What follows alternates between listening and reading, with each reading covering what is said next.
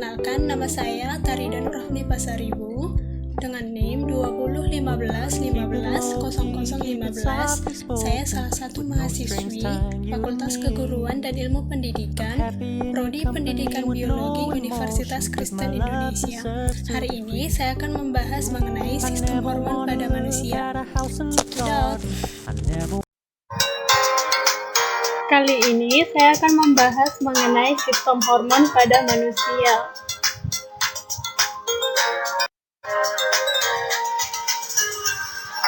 Sistem hormon merupakan sistem yang terdiri dari beragam organ dan kelenjar yang berperan dalam memproduksi hormon.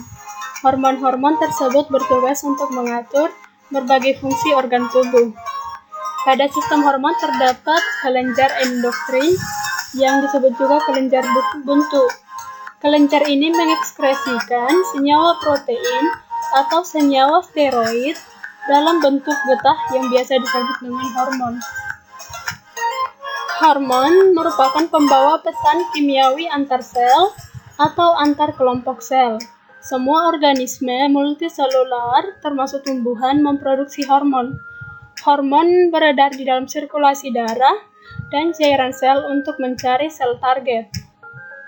Hormon bersama dengan sistem saraf merupakan hal yang sangat penting dalam mengatur pertumbuhan, mengatur keseimbangan internal reproduksi, dan bahkan mengatur tingkah laku manusia.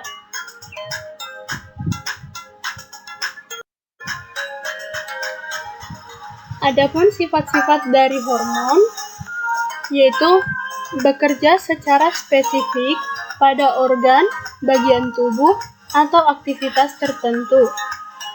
Hormon dihasilkan dalam tubuh dalam jumlah yang sangat sedikit, tetapi memiliki pengaruh yang besar.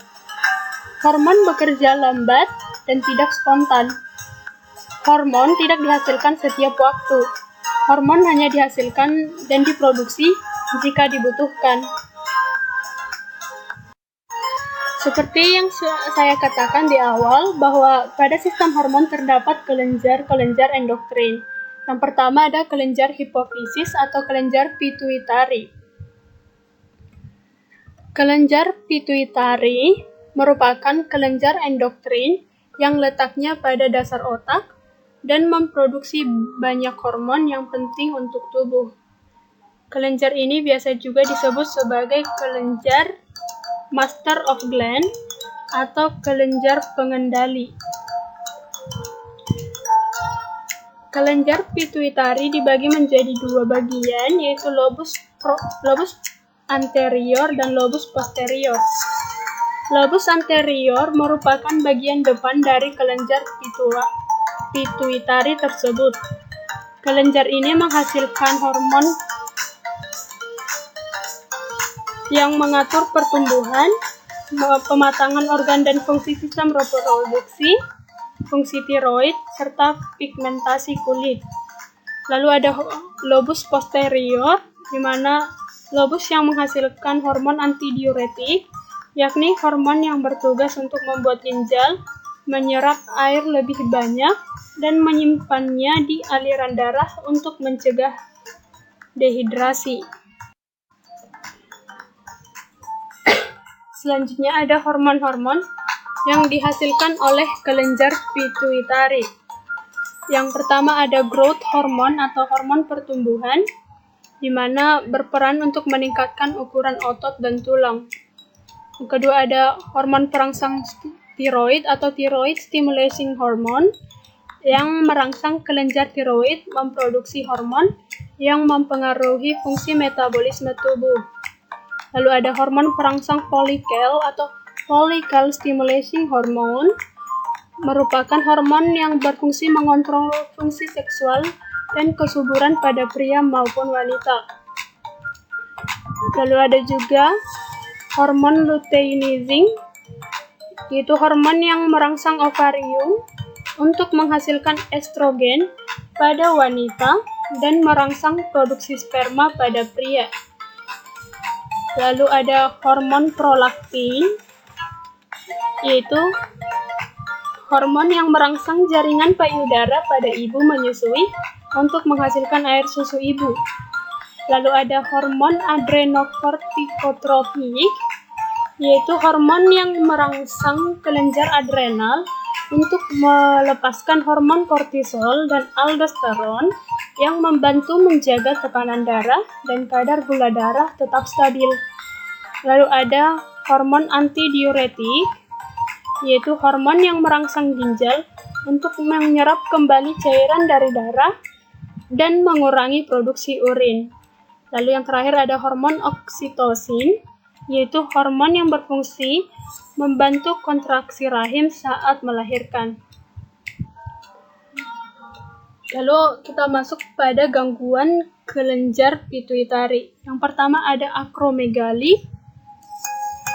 merupakan kondisi di mana kelenjar pituitari menghasilkan terlalu banyak hormon pertumbuhan. Biasanya ini terjadi pada anak-anak yang menyebabkan gigantisme. Yang kedua ada sindrom Cushing, di mana kelenjar pituitari memproduksi terlalu banyak hormon kortisol yang menyebabkan penderitanya mengalami cemas, mudah marah, depresi, dan juga berpengaruh pada sistem menstruasi. Yang ketiga ada prolaktinoma, yaitu kondisi di mana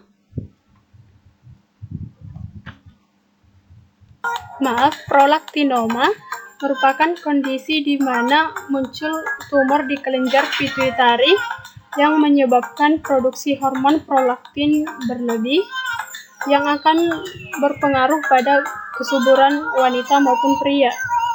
Lalu ada hipopituitarisme, yaitu kondisi yang terjadi karena kelenjar pituitari tidak dapat menghasilkan hormon tertentu dalam jumlah yang cukup.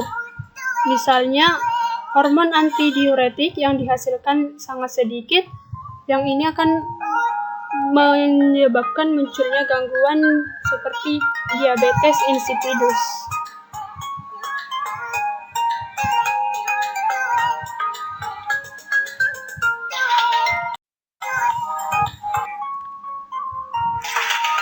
Selanjutnya ada kelenjar pineal. Kelenjar pineal merupakan kelenjar endokrin kecil yang kebanyakan ditemukan pada otak vertebrata yang menghasilkan melatonin yang berasal dari serotonin untuk mengatur pola tidur. Kelenjar ini masih memiliki banyak misteri karena hormon melatonin yang dihasilkan masih banyak dipelajari untuk mengetahui fungsi lain selain mengatur pola tidur. Ada banyak ahli yang menyebutkan bahwa kelenjar pineal berfungsi untuk menjaga kesehatan jantung dan pembuluh darah. Hormon melatonin yang dihasilkan kelenjar pineal dapat menjaga kesehatan jantung dan pembuluh darah yang akan mencegah penyakit kardiovaskular seperti jantung dan stroke. Ada juga studi yang menyebutkan bahwa hormon melatonin tersebut berfungsi untuk mengatur ovulasi dan siklus menstruasi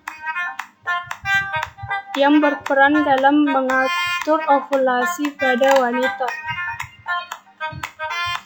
Lalu ada studi yang menyebutkan bahwa hormon melatonin tersebut mempengaruhi mood dan perubahan suasana hati.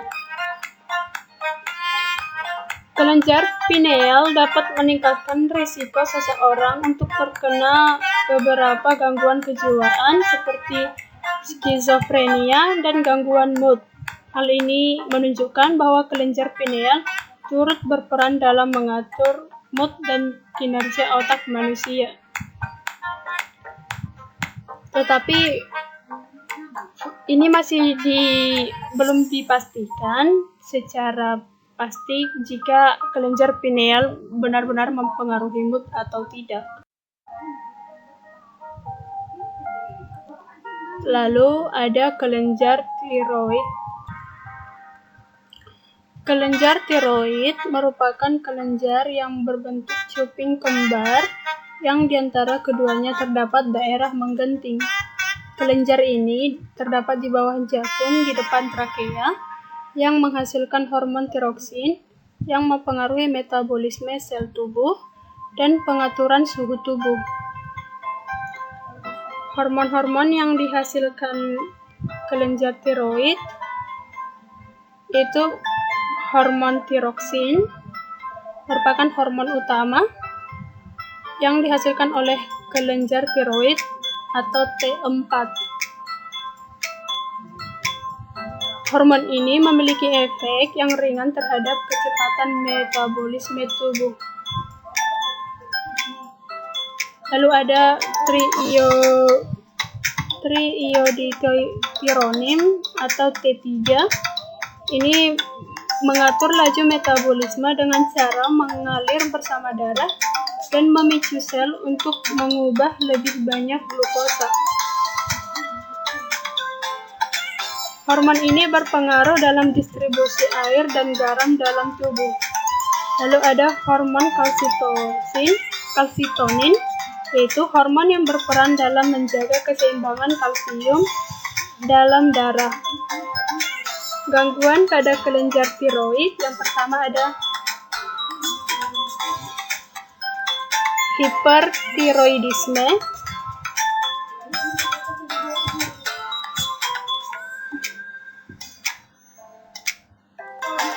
Hipertiroidisme merupakan gangguan sistem tubuh yang disebabkan oleh kelenjar tiroid menghasilkan terlalu banyak hormon. Hipertiroidisme ini biasa ditemukan dalam bentuk penyakit Graves, gondok nodular toksik, atau hipertiroidisme sekunder. Lalu ada hipotiroidisme, itu terjadi karena hormon tiroid tidak memproduksi hormon tiroid yang cukup atau memproduksi hormon dalam jumlah yang sedikit, yang gejalanya biasanya kebalikan dari hipertiroidisme.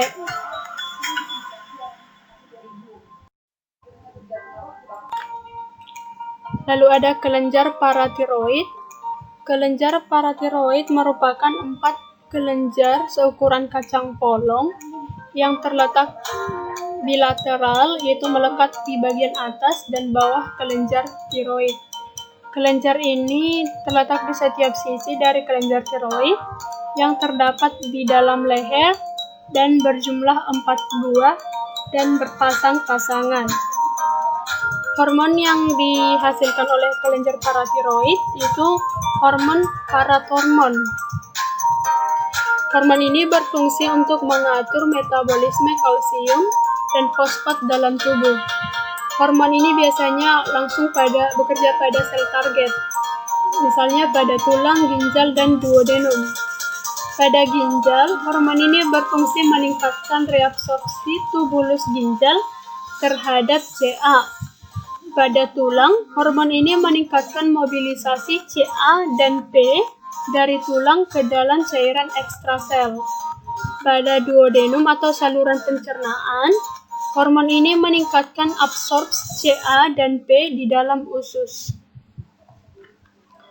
Lalu ada gangguan pada kelenjar paratiroid.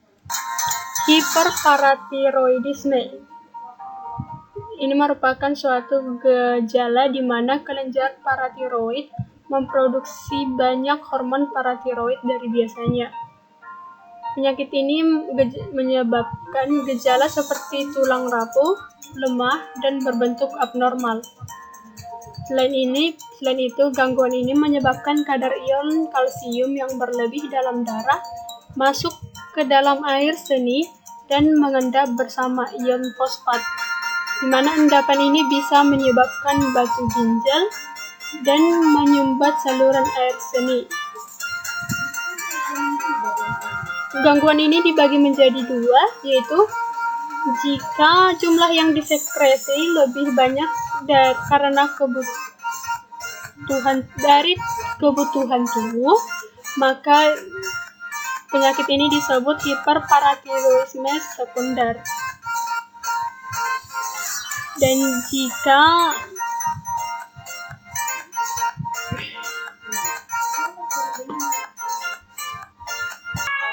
Dan jika jumlah hormon paratiroid yang disekresi lebih banyak daripada yang dibutuhkan, maka ini disebut dengan hiperparatiroidisme sekunder.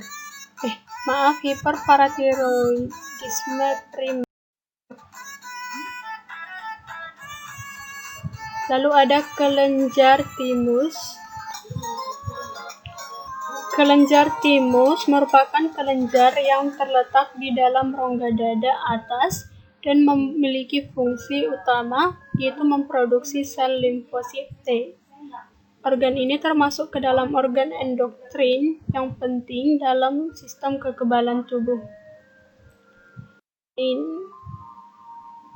Selain sel limfosit T, kelenjar timus juga memproduksi hormon timosin yang bertugas untuk menunjang kerja sel limfosit T dalam melawan infeksi dan sel kanker. Gangguan pada kelenjar timus, yang pertama ada hipoplasia timus, yaitu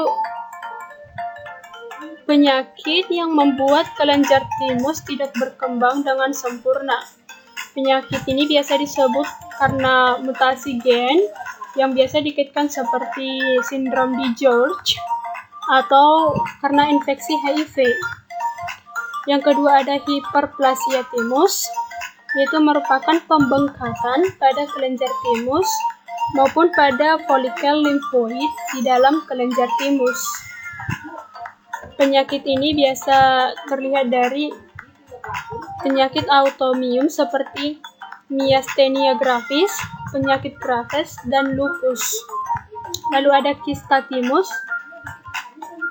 Kista yang biasa muncul pada kelenjar timus maupun berasal dari kelenjar timus.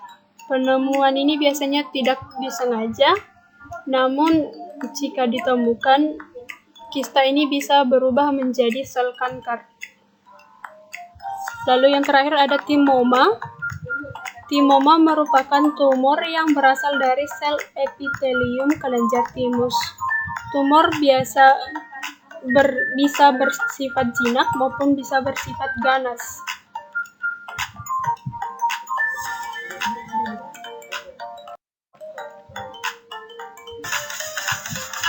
Lalu ada kelenjar Purley-Langerhans atau kelenjar pankreas. Kelenjar pankreas merupakan kelenjar lonjong berwarna keputihan yang terletak dalam simpul yang terbentuk dari duodenum dan di permukaan bawah. Hormon-hormon yang dihasilkan kelenjar pankreas yaitu hormon glukagon, yaitu hormon yang dikeluarkan oleh sel-sel alfa dari Purley-Langerhans sebagai respon terhadap kadar glukosa darah yang rendah dan peningkatan asam amino plasma. Lalu ada hormon insulin. Hormon ini dihasilkan oleh sel-sel beta Purley-Langerhans yang menyebabkan peningkatan glukosa darah. Lalu ada hormon insulin biasanya muncul dalam pencernaan setelah selesai makan, yang bekerja dengan cara berikatan dengan reseptor insulin yang terdapat pada sebagian besar sel tubuh. Hormon insulin ini merupakan hormon yang bersifat pembangun atau bersifat anabolik. Lalu ada hormon somatostatin, yaitu hormon yang disekresikan oleh sel-sel delta Purley-Langerhans yang disebut juga sebagai hormon penghambat pertumbuhan dan merupakan salah satu hormon hipotalamus yang mengontrol pelepasan hormon pertumbuhan dari hipofisis anterior. Gangguan pada kelenjar pankreas, yang pertama ada hipoglikemia, itu keadaan di mana kadar glukosa darah lebih kecil dari 50 mg per 100 ml darah. Ini biasa terjadi jika aktivitas tubuh berlebihan atau kelebihan dosis insulin pada penderita diabetes dependent insulin. Dan gejala-gejalanya biasanya penderitanya merasa lapar, keringat dingin, peningkatan denyut nadi, nyeri kepala, gelisah, kejang, bahkan koma. Lalu ada hiperglikemia, yaitu suatu keadaan di mana terdapat peningkatan kadar glukosa darah yang melebihi batas normal. Penyakit ini disebabkan oleh defisiensi insulin yang seperti terjadi pada diabetes mellitus tipe 1 atau karena penurunan responsivitas sel terhadap insulin yang biasa dijumpai pada diabetes mellitus tipe 2. Lalu ada kelenjar adrenal. Kelenjar adrenal merupakan dua kelenjar terpisah yang berada di permukaan ginjal. Kelenjar adrenal biasa juga disebut dengan suprarenalis dengan istilah adrenes yang artinya berada di dekat. Hormon yang dihasilkan oleh kelenjar adrenal.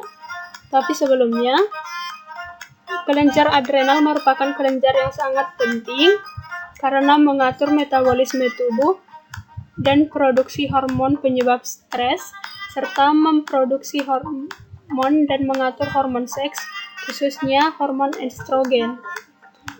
Hormon yang dihasilkan yaitu hormon kortisol, yaitu hormon stres yang dihasilkan di lapisan adrenal luar atau korteks. Hormon ini berperan dalam mengendalikan reaksi kita terhadap stres, yang juga berperan dalam kontrol metabolisme, gula darah, dan tekanan darah. Lalu ada hormon aldosteron, yaitu hormon yang dihasilkan dari lapisan luar adrenal. Hormon ini berperan dalam pengendalian tekanan darah dengan memelihara keseimbangan kalium dan natrium dalam tubuh. Lalu ada hormon adrenalin, biasa juga disebut dengan epinefrin, yang dihasilkan lapisan dalam adrenal. Hormon ini bekerja dengan hormon kortisol dan mengatur noradrenalin dalam mengatur reaksi tubuh terhadap stres. Hormon ini membuat detak jantung kita lebih cepat, aliran darah meningkat, dan merangsang tubuh untuk melepaskan gula menjadi energi. Lalu ada hormon noradrenalin, yaitu hormon yang bekerja sama dengan hormon kortisol dan hormon adrenal dalam mengatur reaksi tubuh terhadap kondisi stres. Hormon ini mempengaruhi cara kerja otak memperhatikan dan merespon berbagai peristiwa seperti peningkatan detak jantung, memicu pelepasan glukosa ke dalam darah, dan meningkatkan aliran darah ke otot. Gangguan pada kelenjar adrenal, yang pertama ada penyakit Addison, yaitu penyakit yang terjadi ketika kelenjar adrenal tidak menghasilkan hormon kortisol maupun aldosteron yang cukup. Gejala penyakit ini yaitu nafsu makan yang buruk, berat badan yang menurun, sering merasa pusing, mual, dan muntah-muntah. Lalu ada sindrom Cushing, seperti penyakit Addison. Sindrom Cushing ini merupakan gejala medis yang langka, yaitu gejala di mana kelenjar adrenal menghasilkan terlalu banyak kortisol. Lalu ada pheochromocytoma, yaitu adanya tumor yang tumbuh di dalam medula kelenjar adrenal. Tumor ini jarang menjadi sel kanker tapi mungkin. Lalu ada kanker adrenal, yaitu kondisi di mana tumor yang bersifat kanker muncul di kelenjar adrenal. Lalu ada hiperplasia, yaitu kondisi di mana hiperplasia adrenal memiliki kesulitan dalam memproduksi hormon-hormon adrenal. Penyakit ini merupakan penyakit bawaan yang mempengaruhi perkembangan organ genital pada pasien pria.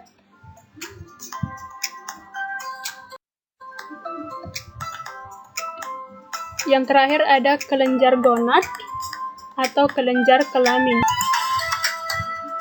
Gonad merupakan organ endokrin yang memproduksi dan mengeluarkan steroid yang mengatur pembangunan tubuh dan mengendalikan karakteristik seksual sekunder.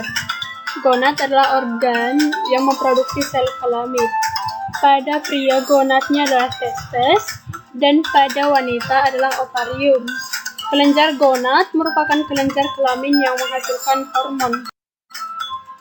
Hormon-hormon yang dihasilkan yaitu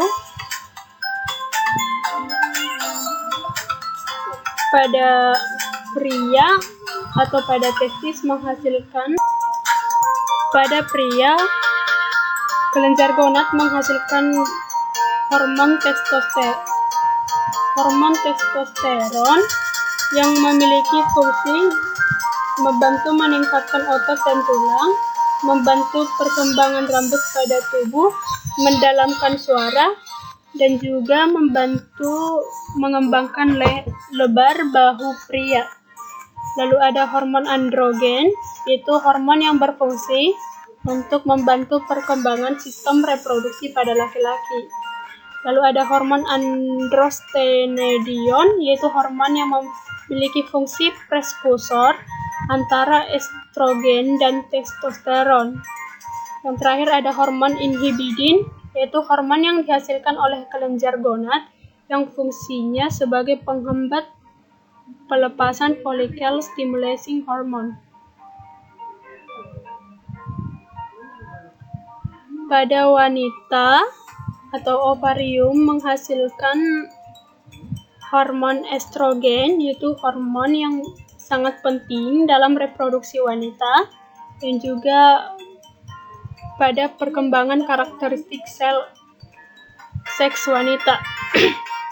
Fungsi hormon ini membantu proses pertumbuhan dan juga pematangan rahim, untuk perkembangan payudara, proses pelebaran panggul, membantu distribusi lemak dan lemak yang lebih besar porsinya pada bagian payudara, paha, dan juga pinggul, membantu dalam siklus menstruasi untuk perubahan uterus, serta membantu pertumbuhan rambut pada bagian tubuh. Lalu ada hormon progesteron yang berfungsi membantu rahim mempersiapkan pembuahan dan ovulasi, mengatur perubahan uterus pada saat siklus menstruasi, dan membantu merangsang perkembangan kelenjar susu selama masa kehamilan. Lalu ada hormon aktifin, yaitu hormon yang berfungsi untuk regulasi pada siklus menstruasi dan juga merangsang produksi dan juga pelepasan FSH atau follicle stimulating hormone. Lalu ada hormon inhibidin, yaitu hormon yang merupakan kebalikan dari hormon aktifin, di mana hormon ini berfungsi untuk menghambat pelepasan FSH atau follicle stimulating hormone. Yang terakhir ada hormon androstenedion, yaitu hormon yang berfungsi untuk prekursor bagi testosteron dan estrogen.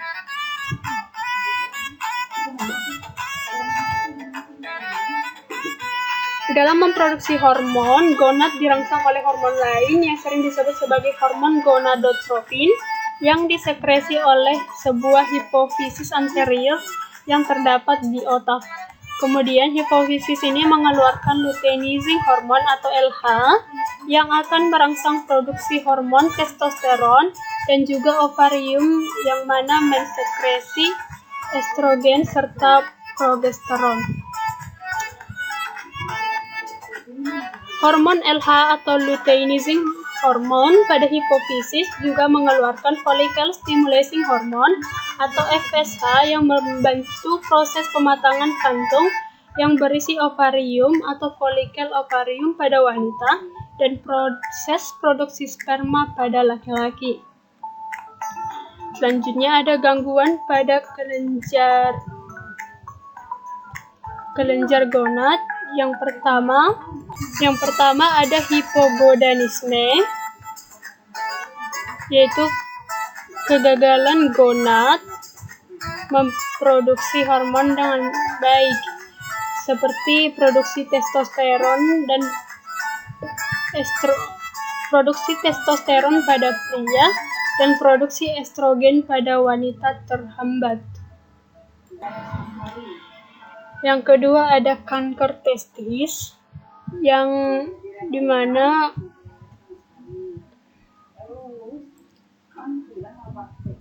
hormon steroid atau androgen dan estrogen yang menghasilkan gejala endokrin khas. Yang kedua ada kanker leher rahim atau karsinoma serviks. Yang ketiga ada kanker ektopik, di mana kelainan embrio yang berimplantasi dalam tuba uterina tidak dapat menampung pertumbuhan embrio selama kehamilan ektopik sehingga terjadi pendarahan yang hebat. Lalu ada juga sindrom silia imotil, yaitu akibat tidak adanya dienin atau protein lain untuk motilitas flagella pada spermatozoa. Lalu ada cryptorchidism, yaitu kegagalan penurunan testis. Sekian presentasi saya. Semoga bisa membantu. Terima kasih.